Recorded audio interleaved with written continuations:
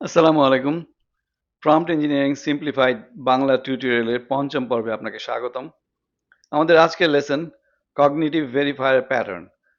ধরুন আপনি চ্যাটজিপিটিকে একটি খুব জটিল প্রশ্ন করলেন, যেমন বাংলাদেশে আগামী 10 বছরে সৌরশক্তি, পারমাণবিক শক্তি এবং প্রাকৃতিক গ্যাসের মধ্যে কোনটি সবচেয়ে লাভজনক হবে? এটা কিন্তু ছোট প্রশ্ন না। এর মধ্যে আছে অর্থনীতি, প্রযুক্তি, পরিবেশ, বিদ্যুৎ উৎপাদন, সরকারি নীতি ইত্যাদি বিভিন্ন ধরনের তথ্য। যদি চ্যাটজিপিটিকে সরাসরি উত্তর দিতে বলেন তাহলে অনেক সময় গুরুত্বপূর্ণ কিছু বিষয় বাদ পড়ে যেতে পারে। কিন্তু যদি চ্যাটজিপিটি নিজেই প্রশ্নটিকে ছোট ছোট অংশে ভাগ করে প্রতিটি অংশ আলাদাভাবে বিশ্লেষণ করে তাহলে উত্তর অনেক বেশি নির্ভুল এবং ভারসাম্যপূর্ণ হবে। এই কৌশলটিকেই বলা হয় কগনিটিভ ভেরিফায়ার প্যাটার্ন। আজকের ভিডিওতে আমরা step by step cognitive verifier pattern সম্বন্ধে জানবো এবং অনেক বাস্তব উদাহরণ দেখব। চলুন তাহলে শুরু করি। কগনিটিভ মানে চিন্তা ভাবনা, আর ভেরিফায়ার মানে হচ্ছে যাচাইকারী। এই প্যাটার্নে আমরা চ্যাট জিপিটিকে বলছি যে প্রথমে আমার প্রশ্নটিকে ছোট ছোট যাচাইযোগ্য প্রশ্নে ভাগ করো, তারপর প্রতিটি প্রশ্নের উত্তর আলাদাভাবে দাও, শেষে সব উত্তর একত্র করে একটি চূড়ান্ত উত্তর তৈরি করো।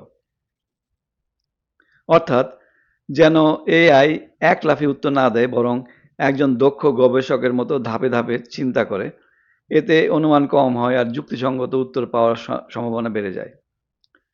তাহলে কেন এই সাব কোয়েশ্চেন তৈরি করা?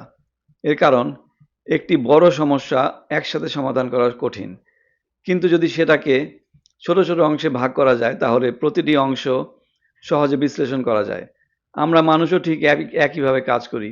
ধরুন আপনি একটি বাড়ি বানাতে চান, তখন প্রথমে লাগবে ডিজাইন, তারপর বাজেট, জমি, উপকরণ, শ্রমিক, নির্মাণ ইত্যাদি।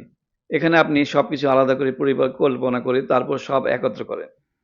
কগনিটিভ ভেরিফায়ার প্যাটার্নও ঠিক একইভাবে কাজ করে। তো এখন কথা হচ্ছে, এখন আমরা তাহলে ইসেতে দেখি স্টেপ বাই স্টেপ ডিকম্পোজিশনটা কি, যেটা চ্যাট জিপিটি করবে। ধরুন একটা প্রম্পট হচ্ছে should Bangladesh invest more in electric vehicles, আপনি এটা জানতে চাচ্ছেন ওর কাছ থেকে। তাহলে আপনি কি করবেন? তো প্রথমে আপনি ওকে একটা প্রম্পট দিবেন যে before answering break this question into smaller questions, মানে এটাকে অ্যান্সার করার আগে আমার কোয়েশ্চেনটাকে স্মলার কোয়েশ্চেনে, ছোট ছোট কোয়েশ্চেনে ভাগ করো। তো answer each question separately. Finally, combine the answers into a single conclusion that reflects all of the evidence without overstating the case.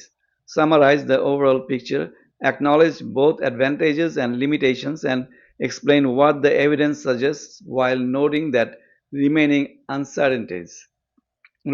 any remaining uncertainties. ঠিক আছে?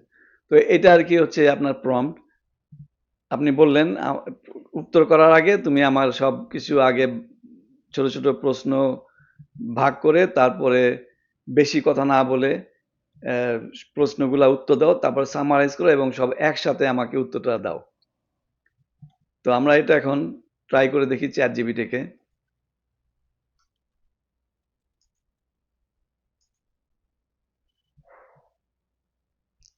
তো চ্যাট জিপিটি বললো, understood, from now on when you ask a question I will use the approach, break your question, answer each sub question, evaluate the quality, combine the findings। এগুলা সে বললো, 6টা দেখালো।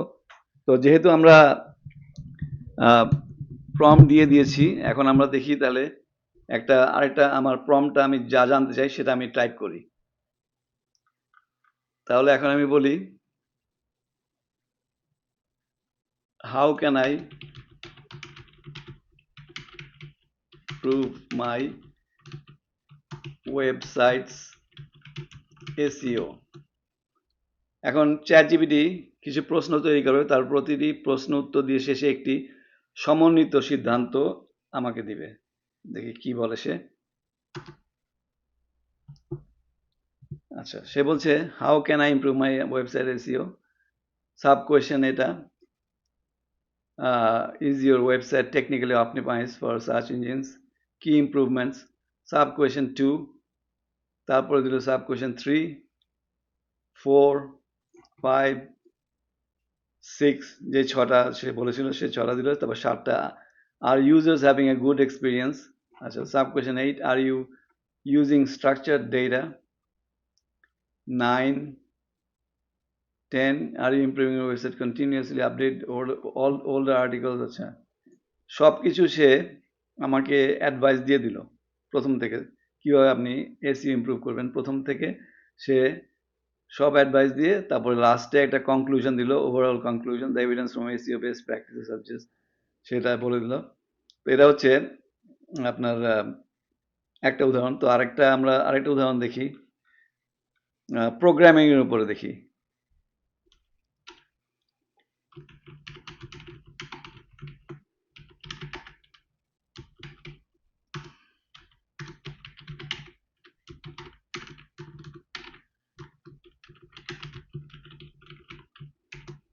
Why is my Python program running slowly?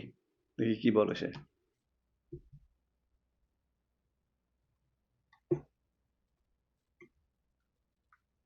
Okay. Why is the Python program running slowly? Is the algorithm efficient? Sub question 2, is the program doing unnecessary work? Is Python itself the bottleneck? Sub question 4, 5, সবগুলাই সে আপনাকে দিয়ে দিল। Useful profiling tools. Sub question 9, overall conclusion সে দিল। এটা আপনার একটা উদাহরণ গেল প্রোগ্রামিং এর উপরে। সে কিন্তু আমি একবারই তাকে যেই প্রম্পটটা দিয়েছিলাম সেটার উপর ভিত্তি করে কিন্তু সে এখন থেকে কাজ করবে। যেটাই আমি বলবো সেই আমার অরিজিনাল প্রম্পটটা ফলো করবে।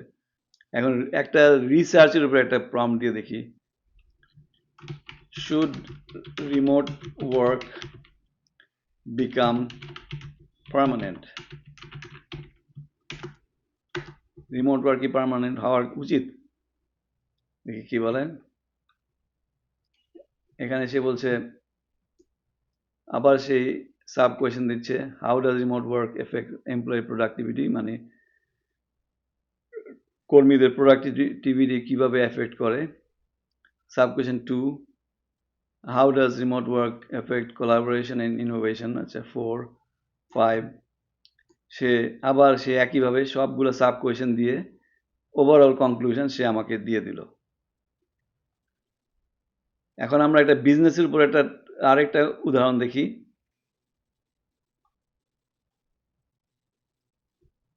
আমি যদি একটা অনলাইন বিজনেস শুরু করতে চাই, দেখি কি বলে। Should I start an online clothing business? Okay, এটা এখানে এসে অ্যাডভাইস দিচ্ছে আমাকে।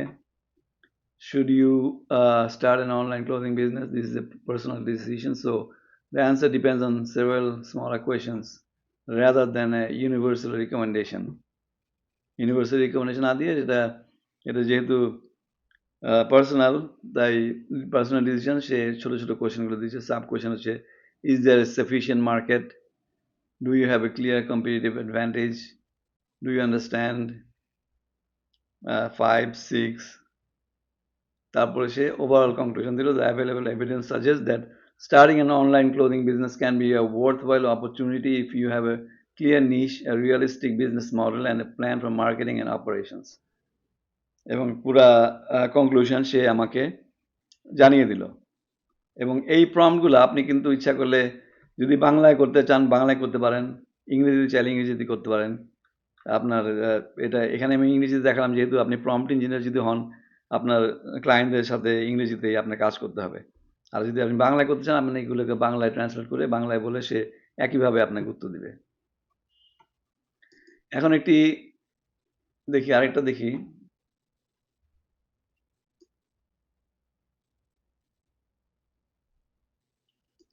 একটি শক্তিশালী প্রম্পট টেমপ্লেট আপনাকে দিলাম, এখানে আপনি এটা ইউজ করতে পারেন।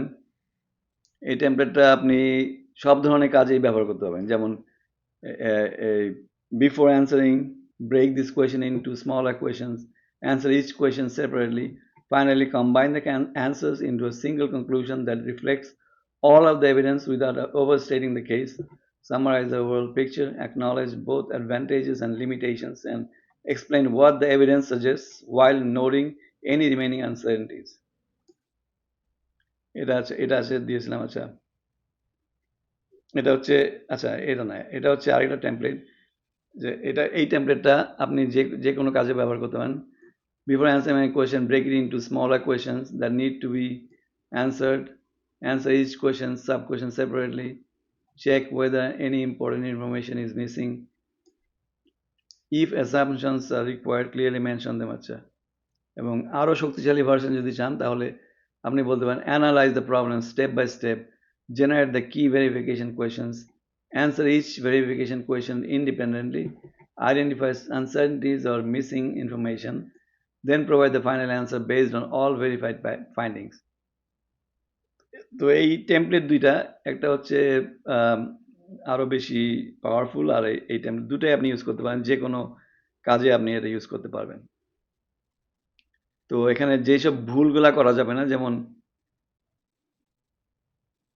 প্রথমেই ছোট প্রশ্নে কগনিটিভ ভেরিফায়ার প্যাটার্ন ব্যবহার করা, যেমন what is the capital of Japan, এখানে এটা দরকার লাগবে না। আর দ্বিতীয় ভুল হচ্ছে সাব কোয়েশ্চেন বানাতে না বলা, আপনাকে ওকে বলতে হবে সাব কোয়েশ্চেন তুমি বানাবে, ছোট ছোট কোয়েশ্চেনে ভাগ করবা, শেষে ফাইনাল কনক্লুশন চাইতে হবে, এটাও আপনাকে বাদ দিলে চলবে না। আর আরেকটা হচ্ছে ভুল, যেটা হচ্ছে যেখানে তথ্য নেই সেখানে চ্যাট জিপিটি যেন অনুমান করে এমন আশা করা। চ্যাট জিপিটি কিন্তু অনুমান করতে পারবে না, বরং আপনি লিখে দিবেন যে if information is uncertain clearly mention the uncertainty, যদি আনসার্টেন হয় তাহলে আমাকে জানিয়ে দাও। মনে রাখবেন, কগনিটিভ ভেরিফায়ার প্যাটার্নের মূল উদ্দেশ্য হচ্ছে চ্যাট জিপিটিকে একবার উত্তর দিতে না বলে প্রথমে সমস্যাটিকে বিশ্লেষণ করতে শেখানো। ঠিক যেমন একজন ভালো তদন্তকারী বা গবেষক আগে প্রশ্ন তৈরি করেন, তারপর উত্তর খোঁজেন।